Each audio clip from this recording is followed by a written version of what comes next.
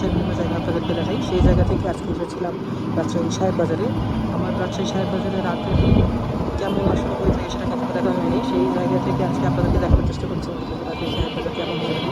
আশা করি দেখতেই পাচ্ছেন বর্তমানে আমি একটা ছোট্ট অটোতে আছি। এই জায়গা থেকে আপনাদেরকে দেখানোর চেষ্টা করছি যে রাতে রাজশাহী সাহেব বাজার কেমন হয়ে থাকে।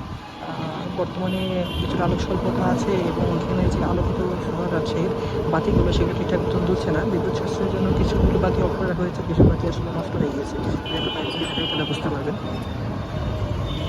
তারপরেও রাজশাহী শহরের সৌন্দর্য অন্যান্য শহরের তুলনায় অনেক সুন্দর। আশা করি এটা অনুমান আপনারা করতেই পারছেন। যদি চারপাশে আপনাদের একটু ঘুরিয়ে দেখাই তাহলে তো বোঝারই কথা। আমরা বর্তমানে সাহেববাজার মোড়েই আছি।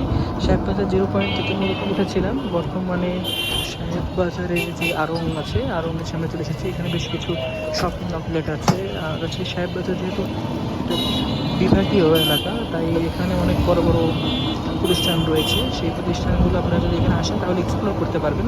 যারা রাজশাহীবাসী দেখছেন তারা আমার ভুল তথ্য থাকলে সংশোধন করে দেবেন। আর রাজশাহী বাইরে যারা দেখছেন তারা তো আশা করি সঠিক তথ্যগুলো জানেন। যেহেতু আমি রাজশাহীর বাইরে থাকি এবং জায়গাটাকে এক্সপ্লোর করছি, তাই ভুল ত্রুটিগুলো আসলে বেশি দেখার অনুরোধ করছি। তো ততক্ষণ পর্যন্ত আমরা এখানে আছি, আপনাদের সামনে একটু তুলে ধরার চেষ্টা করছি জায়গাটার সৌন্দর্য। আমরা ধীরে ধীরে সাহেববাজার পেরিয়ে সামনের দিকে চলে এসেছি। এখন আমরা বর্তমান আলুপট্টিতে অবস্থান করছি।